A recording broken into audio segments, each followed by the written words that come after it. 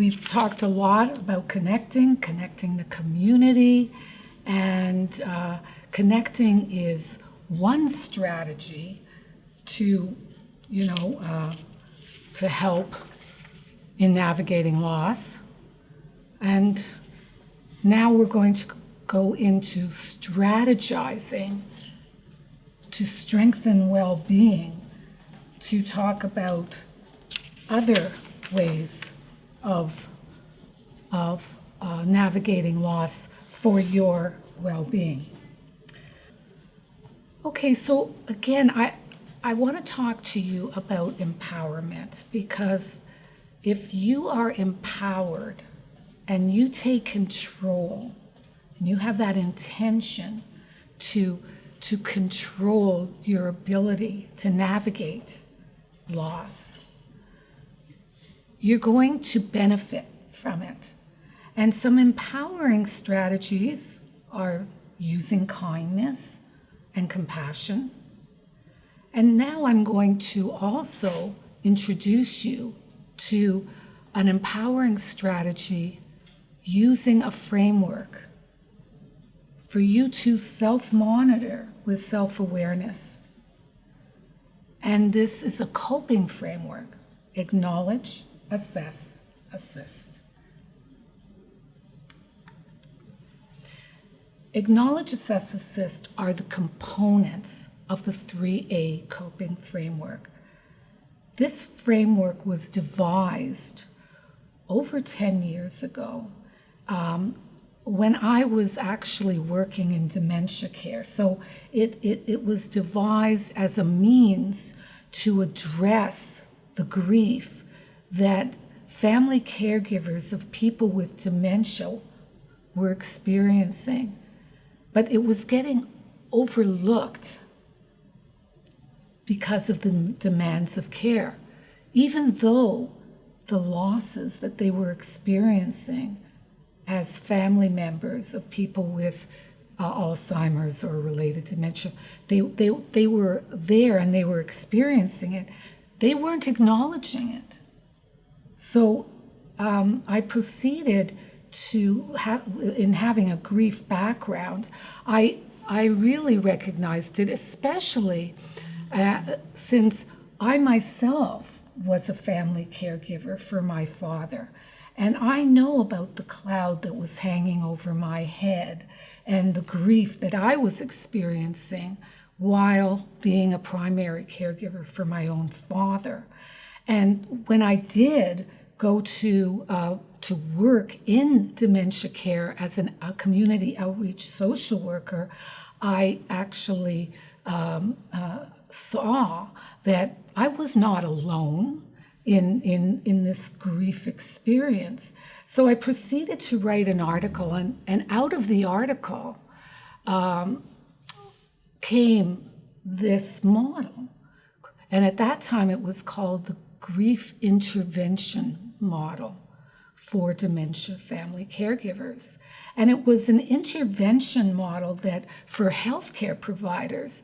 And since that time, I have brought it out and broadened it. It's been developed to include not only caregivers of people with dementia, but caregivers for several different chronic illnesses such as MS, schizophrenia, Parkinson's.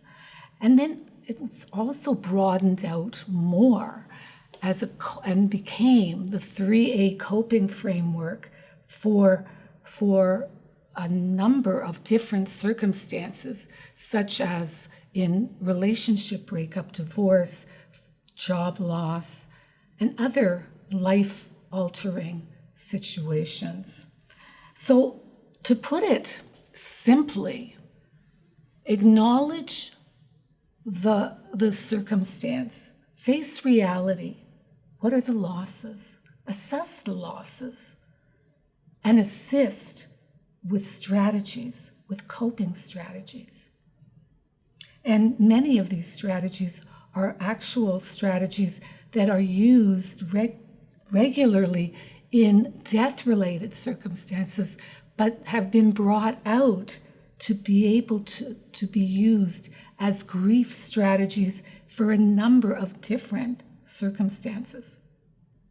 Now, you see the way it's presented as in overlapping circles is that the reason being is that you can use the components separately or you can use them simultaneously. You are assisting just by acknowledging and assessing. I've written a number of books, and in my first book, it's called Caregiving with Strength, where the 3 A's were featured. The foreword was written by a pioneer in grief studies, Dr. Kenneth Joka, and he brought up a 4th A, allow. And allow is giving permission and not resisting, allowing yourself to acknowledge, assess, and assist, to share, to be truthful to yourself, and consequently get release for relief.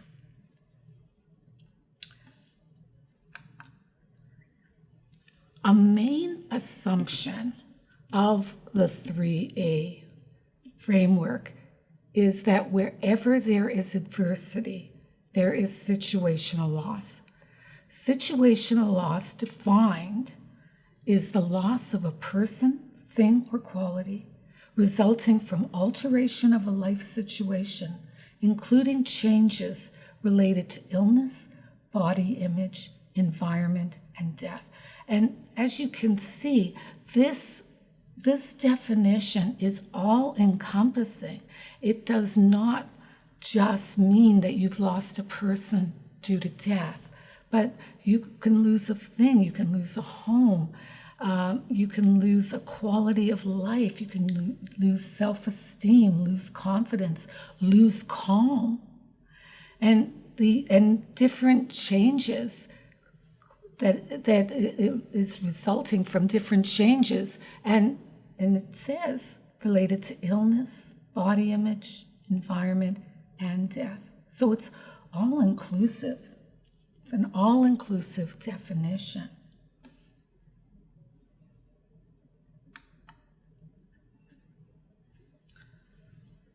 Ambiguity and disenfranchised grief are issues in experiencing situational loss. An example of ambiguity is when the loss is not clear. In death-related circumstances, when somebody dies, a family member dies, it's clear. But even in death, it may not be clear, such as in the recent example of a woman in my area who has gone missing and cannot be found, but is assumed to be dead, and her husband has been arrested for murdering his wife. And in this kind of circumstance, the family has a lot of ambiguity. They can't be at rest when they don't know, let's say, the son who has been interviewed, he doesn't know where his mom is. So it's a way of being able to make this loss more clear. So ambiguity can really complicate these circumstances and even the reaction. And then the reaction can be disenfranchised grief. If it's not a death, when somebody dies, you have a funeral, you send condolences, but not let's say in circumstances of divorce, do you get a call saying, "I'm sorry for your loss"? That doesn't frequently happen. And it depends on the circumstances of the divorce that can even make it worse if there is no support as well. So, and also grievers can get disenfranchised in the case of a loss of when there is a death, and it may be a parent who has died, and the woman's spouse, the in-law, does not get recognized. So it's not only the actual circumstance that causes disenfranchised grief, but also the people who are grieving may be disenfranchised as well. So we face the reality of the situation, and it's important to assess the reaction to situational loss. When someone comes into me and tells me that they're grieving a situation and they're feeling grief, and even if you look at this emotional whirlwind here, it looks very much like depression. People might say it's depression and overlook the grief and the loss, or that it's stress. So I don't really want to know whether they're grieving, whether they're depressed, or whether they're stressed. What I want to know is the specifics. What are you feeling? And it's you can self-monitor with self-awareness by acknowledging and assessing for yourself, or with the help of a professional or someone close to you. What are you actually feeling? What are the prominent emotions that you are feeling? Are you feeling guilty? Are you feeling lonely? Are you feeling fear, panic? And also, to what extent, are you feeling the fear, or are you really petrified? So it's also helpful to assist yourself by seeing to what extent are you feeling the emotion as well. So this emotional whirlwind is helpful for you to be able to pick out what you're feeling and also what you are not feeling. Now, it may be simple to be able to navigate by acknowledging the situational loss process, where you have the initial loss, and then which triggers other losses. So usually when you have a loss, there are other losses that go with it. So let's say the initial loss is job loss. A subsequent loss is a loss that stems from the initial loss, and a subsequent loss could be that you miss the routine, the loss of routine, the loss of co-workers, and an abstract loss, if it involves a layoff, could be loss of self-esteem, loss of confidence. And then a multiple loss. You may be experiencing another loss along with the job loss, such as a parent who has a stroke and you become the primary caregiver. So that's another loss that goes along with the initial loss.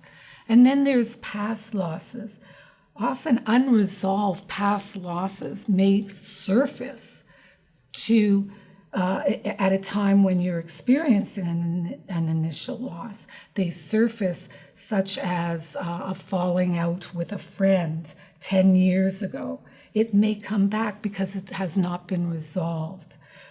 So that's an example of the related and unrelated losses that stem from the initial loss. And then you see the arrows that point to the reaction.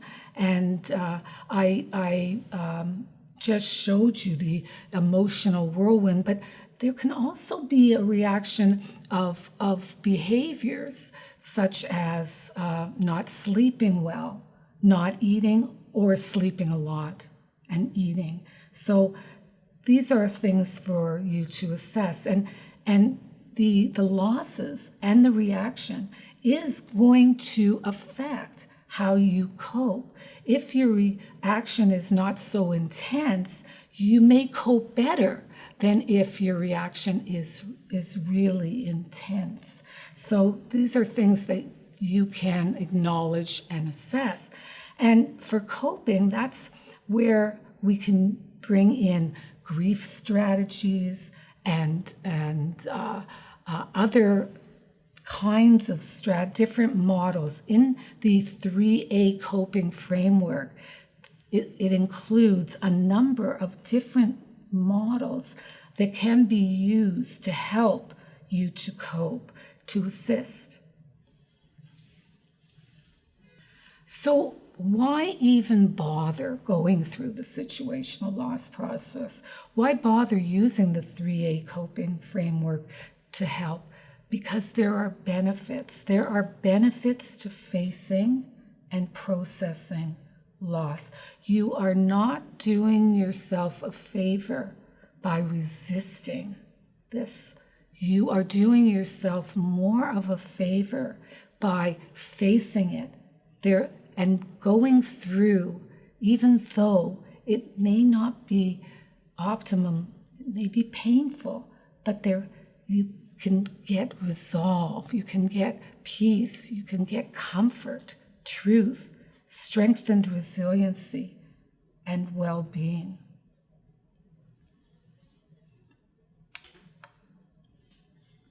So here are some assisting strategies to review. Normalizing, realizing, acknowledging, assessing your humanity, that it's human to experience loss and grief. And what you are experiencing is normal. Also, rituals and traditions. You know, when somebody in the neighborhood, for example, hears that a neighbor has passed away, there may be a collection of flowers that are put in front of the home. And this is a ritual of affirmation, of saying you knew this person and showing respect and regard for this person, affirmation. Rituals of continuity is, for example, is on the anniversary date of the death of a person to light a candle or have a ceremony. A ritual of transition is bringing you to making change from the loss, such as, I'll give you an example of a family where it's a married couple living together, and the spouse developed early onset dementia, younger than 65 years old. And there was the loss of health, which led to the loss of his job, which led to loss of finances, which meant that they had to move out of their home, the home where their kids grew up in. And in order to make this move, they had a family dinner, and that was their ritual. They had a family dinner where they came together and spoke about memories in the home before moving out. So that's a ritual of transition. A ritual of reconciliation is a ritual where you either ask for forgiveness for somebody or you forgive somebody, that's an example of reconciliation. And it's often can be done through a letter. You don't have to send the letter, but it's a way. Well, you wouldn't send a letter when you're dealing in a circumstance of death and you want to reconcile the relationship you had with the person who died.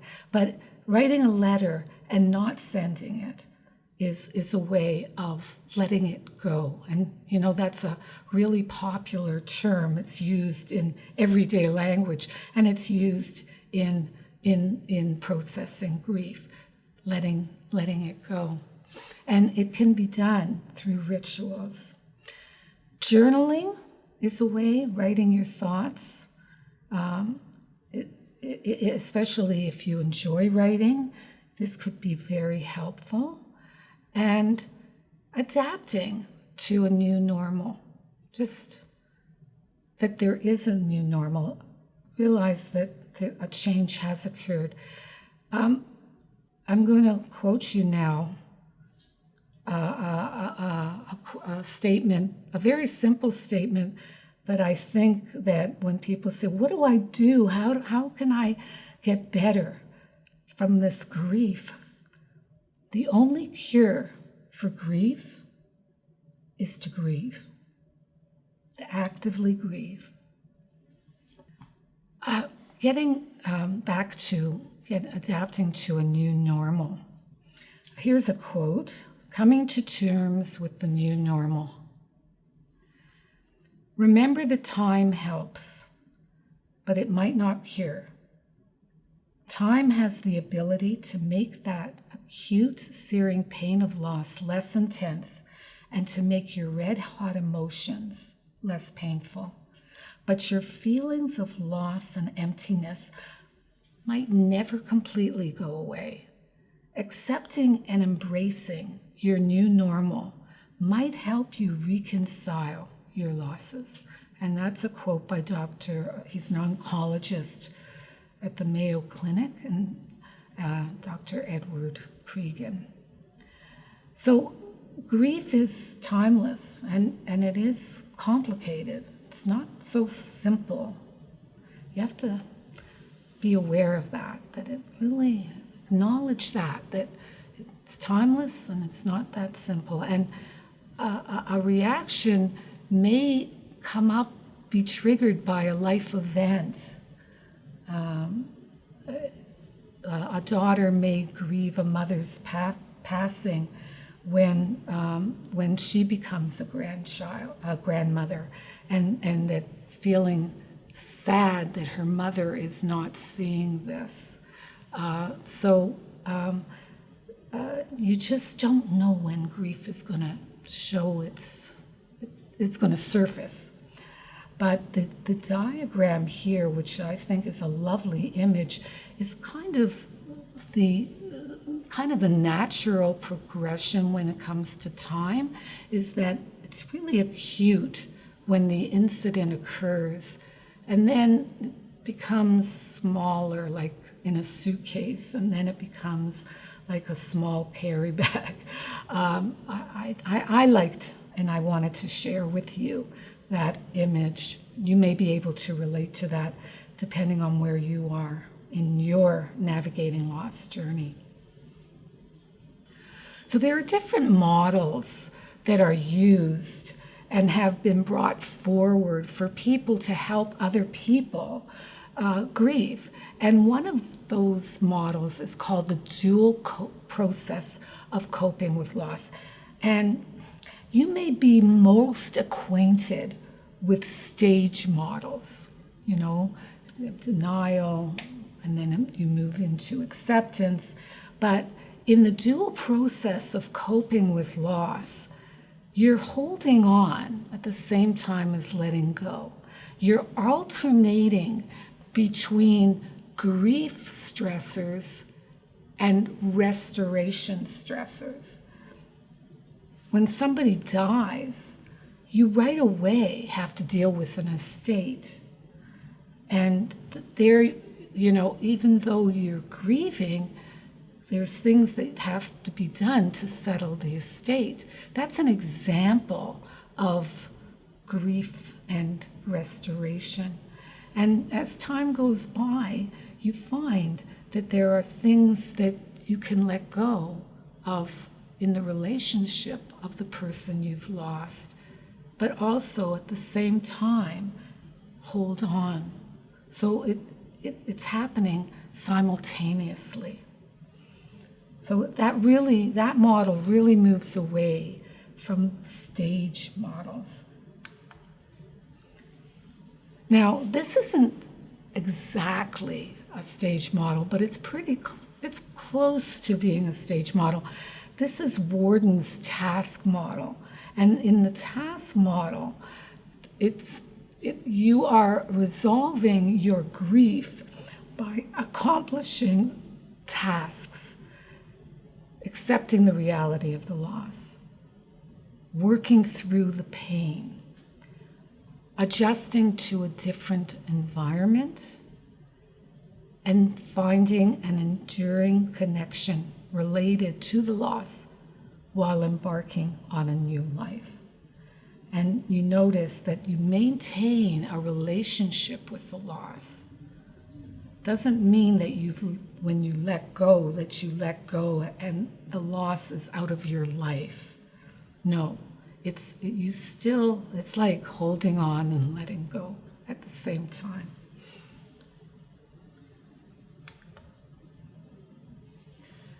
Seeking closure.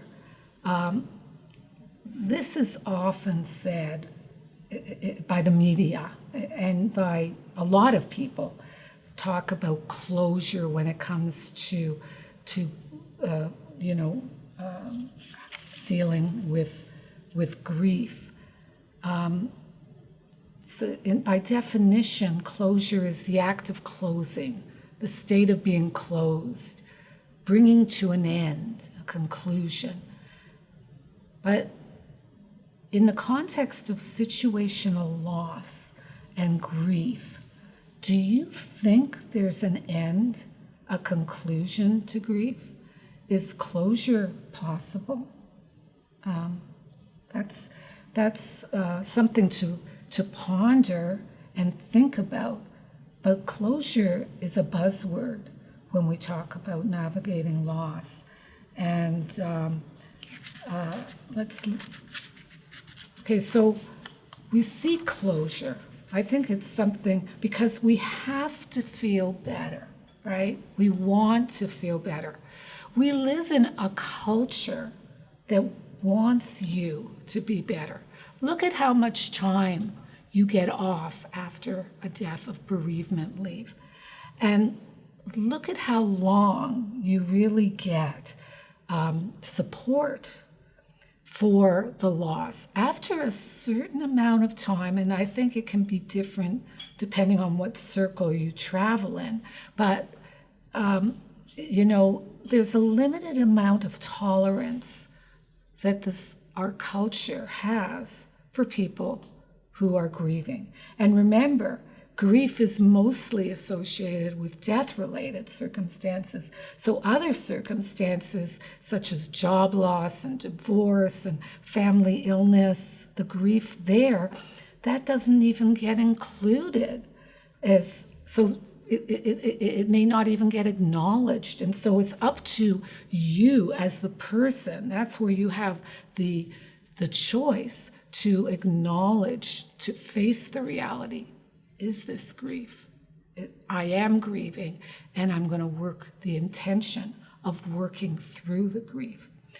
And you may have your own opinion about, because it is controversial, about the meaning of obtaining closure. But in let's say a scenario after a murder court case, and the killer is sentenced, this is something that you would hear. Let us think of his family and his parents, and hopefully today they have achieved some measure of closure. And after hearing this, you may notice it even more now that it's been brought to your attention. So does this measure of closure make the pain go away? And is there an ability to move on in this kind of a scenario? There may be some relief, but that's not closure. That's different than closure. And again, I bring you the image. So allow yourself to face the loss. Acknowledge, assess, and work through the grief. Use coping strategies. Seek supportive connection and apply assisting strategies. It's a strength, not a weakness, to be grieving and to work through your grief and to self-monitor with self-awareness.